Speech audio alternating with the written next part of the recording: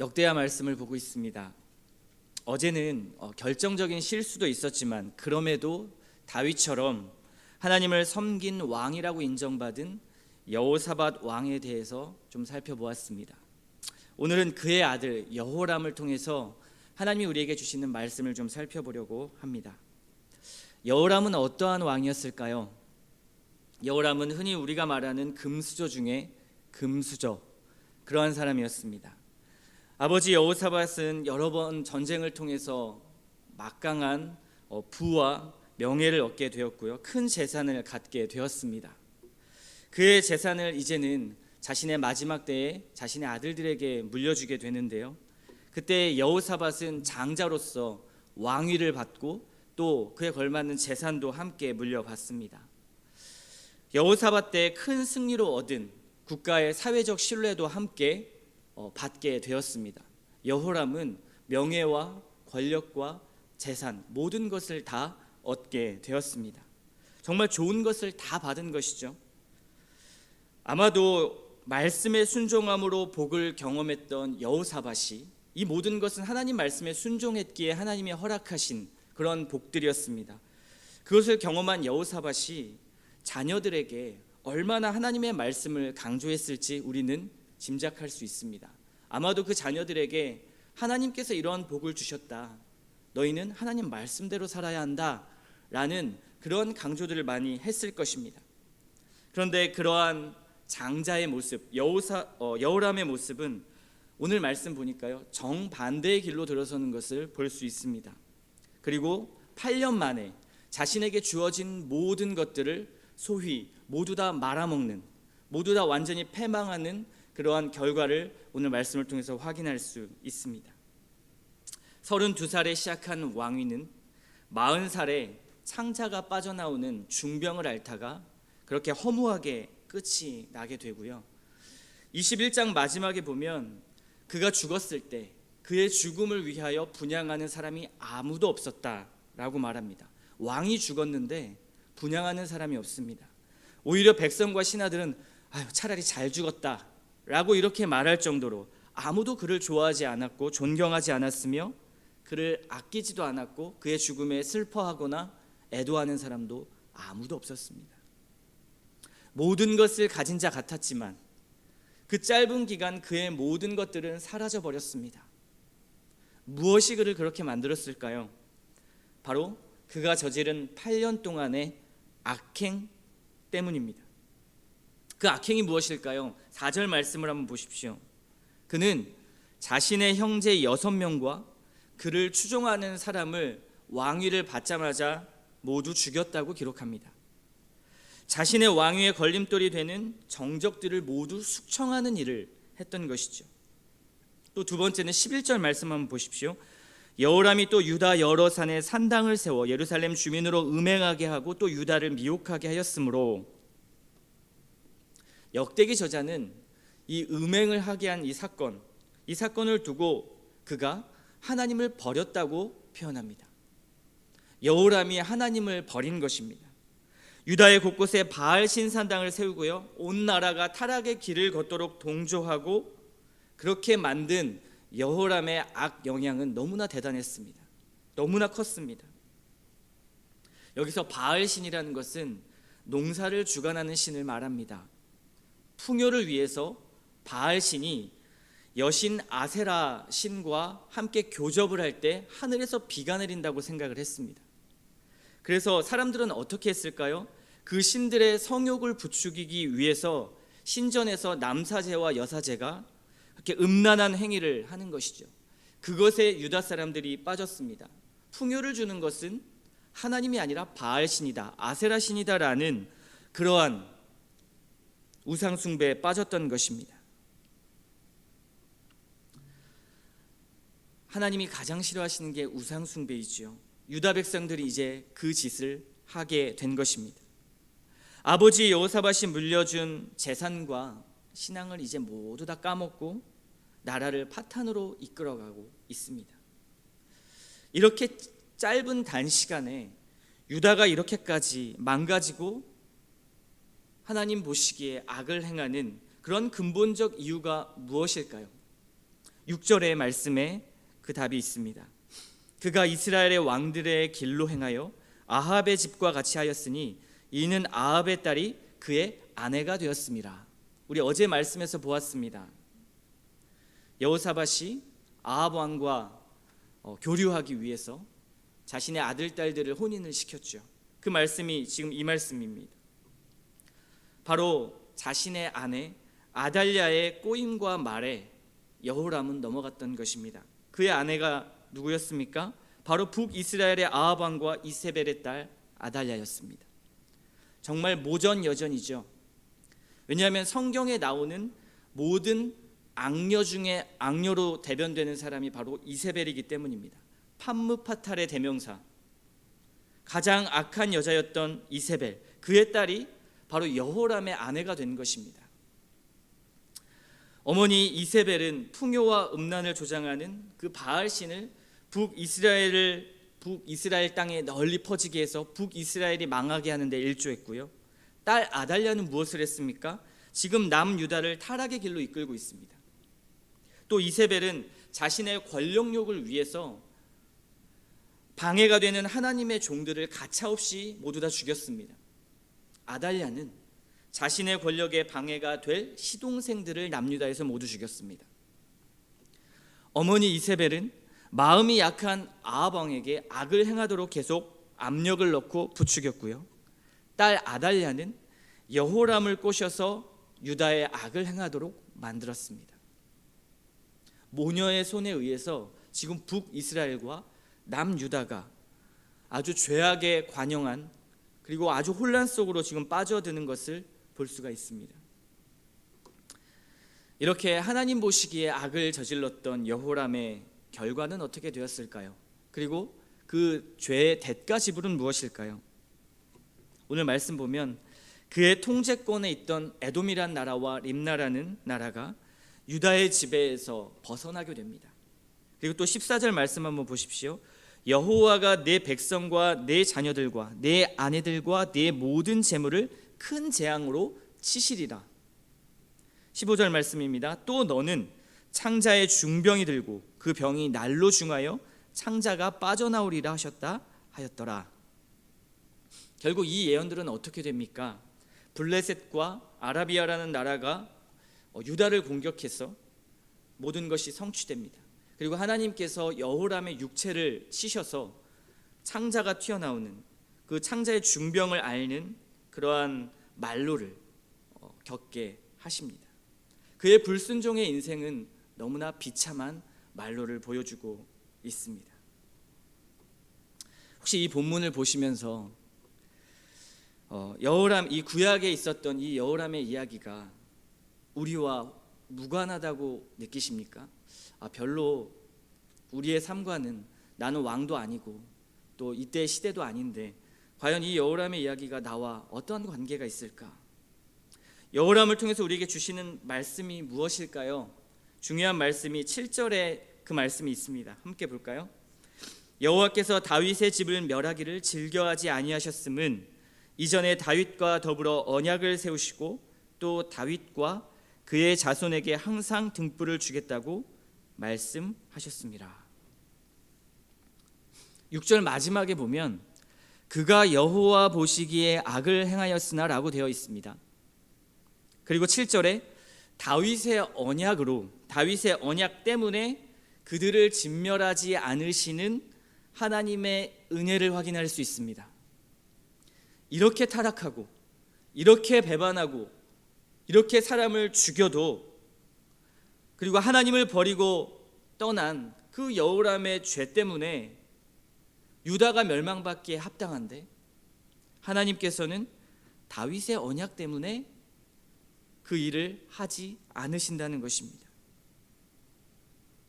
다윗의 언약의 기억 때문에 하나님께서는 유다를 멸망하지 않으시고 구원의 길을 열어주셔서 그들을 유지시키고 보존시켰다는 말씀입니다.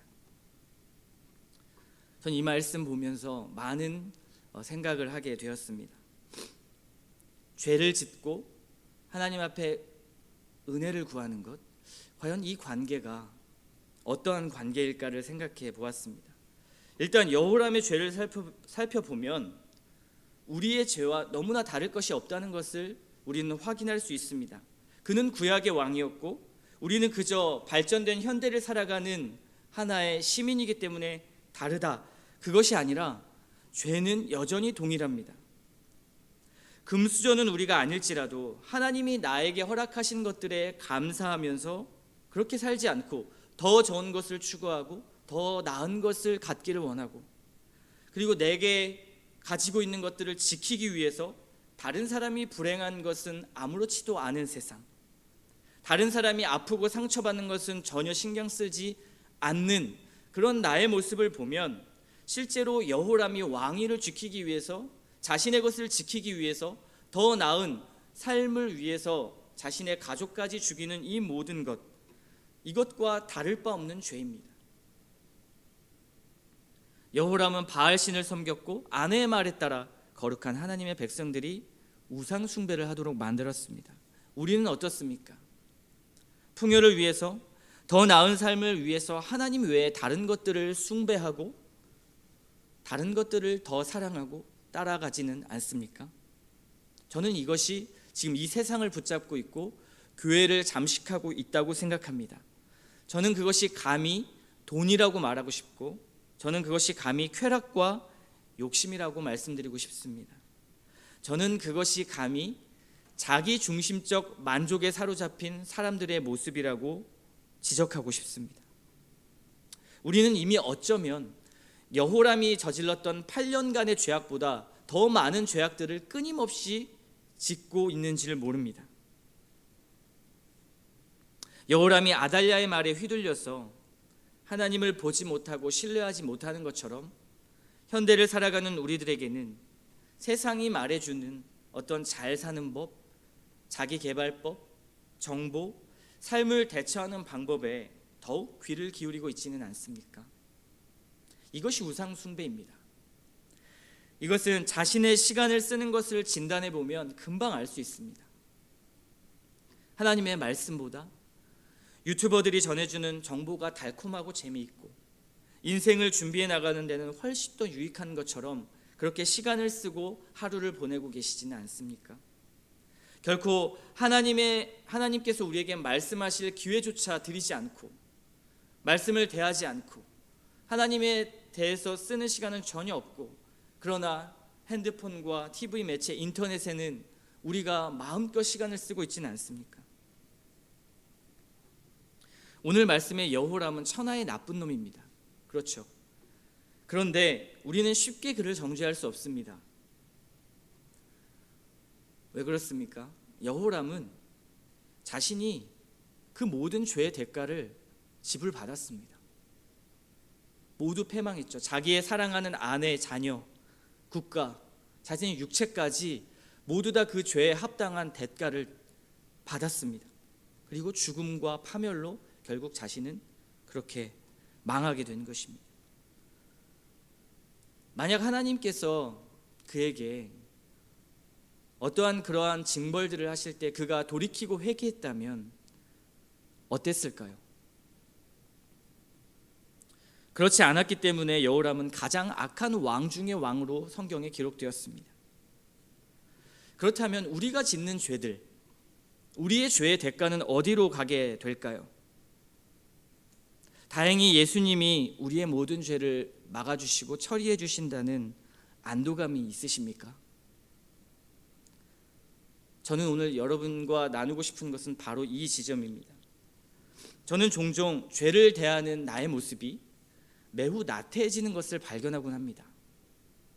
주님, 정말 제가 죄인입니다 라고 이렇게 고백하고 또 다음날 너무 자연스럽게 똑같은 죄를 저지르는 나의 모습을 발견합니다. 치열한 싸움 없이 같은 죄를 기계 반복하는 것입니다. 여전히 주님을 배신하고 여전히 너무 쉽게 주님의 마음을 아프게 해드립니다. 마치 나에게는 여호람과 같은 그런 심판이 없었던 것처럼 너무나 당연하게 예수님이 방어막을 해주고 계시니까 자연스럽게 죄를 저지르는 것입니다. 물론 나는 죄인입니다라고 고백하지만 그 안 깊숙한 곳에는 예수님을 죄의 방어막 정도로 생각하는 것이죠. 주님, 정말 전 연약합니다. 주님, 용서해 주십시오. 이렇게 고백할 수 있고요. 또 주님이 용서해 주실 수 있습니다. 그것이 우리에겐 은혜입니다. 이 과정의 반복이 또 우리의 삶에 걸어가는 여정이기도 합니다. 저는 그것을 인정하지 않는 것이 아닙니다. 그런데 중요한 것은 오늘 말씀 6절과 7절의 간극이 너무 짧고 가볍다는 것입니다.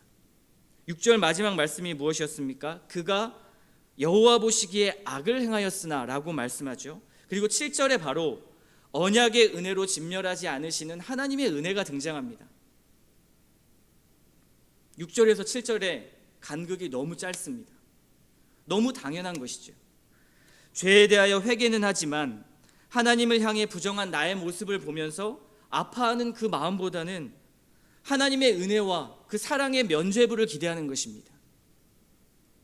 그러니 죄를 짓고도 어쩌면 너무나 당연한 듯이 불순종하며 나는 그렇게 살 수 없는 것이 너무나도 자연스러운 듯, 나는 죄인이니까 아무것도 할 수 없어, 나는 연약한 죄인이고 아무것도 할 수 없는 존재라는 그러한 단순한 신학적이고 교리적인 강박관념을 가지고 죄 짓는 것을 너무 쉽게 생각하는 것입니다. 이것은 오히려 은혜와 사랑을 기대하는 올바른 반응이 아니죠. 내가 죄인이고 아무것도 할 수 없는 존재라는 것을 고백하는 것은 죄 짓는 것에 대한 안심을 주는 것이 아닙니다. 정말 자신의 죄를 보면서 처절하게 몸부림치고 죄와 싸우는 혈투 다음에 주님, 전 아무것도 할 수 없습니다. 주님이 하십니다. 라고 고백할 수 있는 것입니다. 그런 간절함이 우리에게 있는지를 보아야 합니다. 죄와 거룩의 이 엄청난 간극을 우주 끝에서 끝과 같은, 그렇게도 너무나 먼 멸망과 이 구원의 간극을 우리가 너무 축소하고 있지는 않은지를 한번 돌아보십시오. 우리가 너무나 자의적으로 축소를 시키고 있습니다. 하나님이 정말 나를 사랑하시고 나에게 은혜를 주시고 그 십자가의 공로와 그 칭의의 은혜로 말미암아 나를 안전하게 구원하신다라는 것을 믿는다면 하나님의 백성답게 살지 못하는 것에 대해서 애통함과 간절함은 결코 가볍지 않을 것입니다. 결코 이 간극을 너무 쉽게 좁히지 않을 것입니다. 단순히 내 죄는 하나님의 은혜로 방어되는구나, 이 정도가 아닙니다. 불순종은요, 여호람이 받았던 이 죄의 대가처럼 반드시 하나님의 진노가 있고 죄의 대가를 지불하는 대가 지불이 있습니다. 여호람이 지불했던 죄의 대가는 너무나 끔찍했습니다. 자신이 사랑하는 것을 모두 잃었습니다. 하지만 그럼에도 하나님께서는 유다가 망하지 않도록 하신 것은 하나님의 은혜였고, 그 유다가 망하지 않음으로 예수 그리스도께서 참된 왕으로 유다 자손으로 오셨고, 그 왕으로 말미암아 지금 우리 또한 은혜를 누리고 있다는 사실을 기억해야 합니다.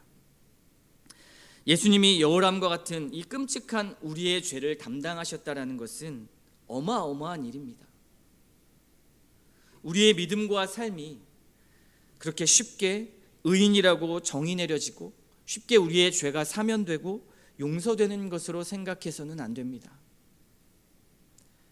하나님이 쉽게 예수님을 보내셨고 예수님이 쉽게 십자가에 죽으신 것이 아닙니다.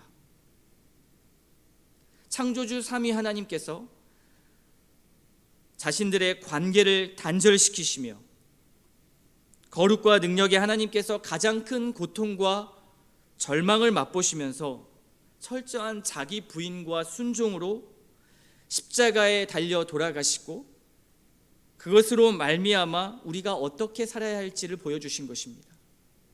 주님이 사신 모습으로 우리가 죄를 대하는 모습과 우리가 앞으로 나아가야 할 방향들을 알려주신 것입니다. 예수님을 죄의 방어막으로 축소시켜서는 안 됩니다. 그분은 우리의 삶을 바꾸시는 분입니다. 이것을 믿는다면 우리는 어떻게 해야 될까요? 우리에게 있는, 그리고 교회를 점령하려고 하는 아달랴와 이세벨을 향해서 먼저 끊을 것을, 단절할 것을 선포하셔야 합니다. 그것을 끊고 하나님 앞에 돌이키십시오. 순종의 열매가 없다고 여러분 포기하지 마십시오.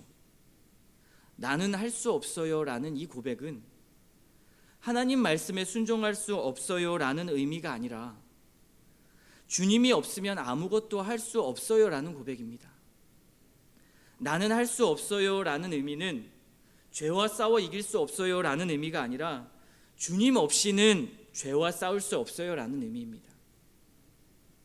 그런데 주님이 십자가에서 이미 승리하셨습니다. 그 주님이 나와 함께 하십니다. 그러면 나도 승리할 수 있습니다. 자신이 죄인이라는 이 철저한 인식 속에서 동시에 하나님의 은혜가 우리를 살린다는 이 간극이 좁혀질 수 있는 것은 무엇인지 아십니까? 바로 우리의 순종을 통해서 좁혀지는 것입니다. 그저 죄를 나열하면서 나 죄 지었으니 이제 하나님 앞에 고해성사해야겠다, 이 정도가 아닙니다. 회개 뒤에는 순종의 열매가 나타나야 합니다. 예수님의 십자가는 가볍지 않습니다. 예수님이 우리를 향해 지신 그 십자가는 철저한 사랑과 긍휼과 우리를 살리는 생명의 무게가 담겨 있습니다. 전심으로 회개하고 그 십자가에 감사하며 담대하게 나아가는 삶.